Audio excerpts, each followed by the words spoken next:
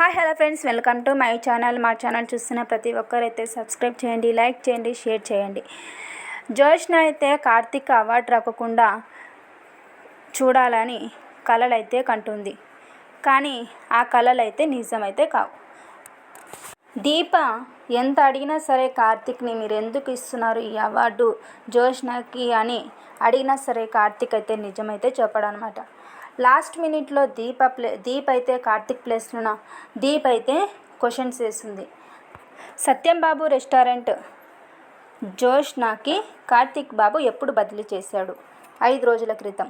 ఈ అవార్డు ఎందుకు ఇస్తున్నారు అంటే గత 1 ఇయర్ నుంచి కూడా చూసుకుంటూ వస్తే అన్ని రెస్టారెంట్ల కన్నా రెస్టారెంట్ క్వాలిటీలోనైతేనేమి, ఫుడ్ టేస్ట్లో అయితేనేమి, మెయింటెనెన్స్లోనైతేనేమి అన్ని విభాగాల్లోనూ కూడా ద బెస్ట్ రెస్టారెంట్గా ఈ అవార్డు రావడం అయితే జరిగింది. మరి ఈ అవార్డు కార్తీక్ వస్తే బాగా, లేకపోతే 5 రోజుల నుంచి బదిలీ చేసినటువంటి జోష్నకి ఈ అవార్డు రావడం కరెక్టా అని దీప్ అయితే క్వశ్చన్ చేస్తుంది. అక్కడున్న ప్రజలు కూడా కార్తీకే రావడం కరెక్ట్ అని అందరూ కూడా అంటారు.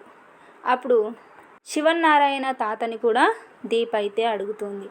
అప్పుడు శివన్నారాయణ కూడా కొద్దిసేపు ఆలోచించి కార్తీక్ రావడమే కరెక్ట్ అని అంటాడు వాళ్ళ తాతయ్య కూడా. కార్తీక్కి అయితే ఈ అవార్డు రావడం అయితే జరుగుతుంది. అప్పుడు కార్తీక్ కూడా ఈ అవార్డు నాకు రావడానికి గల కారణం నన్ను ప్రోత్సహించి నన్ను ఇంత దూరం తీసుకురావడానికి గల కారణం నా భార్య దీపనే అని చెప్తాడు కార్తీక్ కూడా. ఈ వీడియో మీకు నచ్చినట్లయితే లైక్ చేయండి, షేర్ చేయండి, సబ్స్క్రైబ్ చేయండి.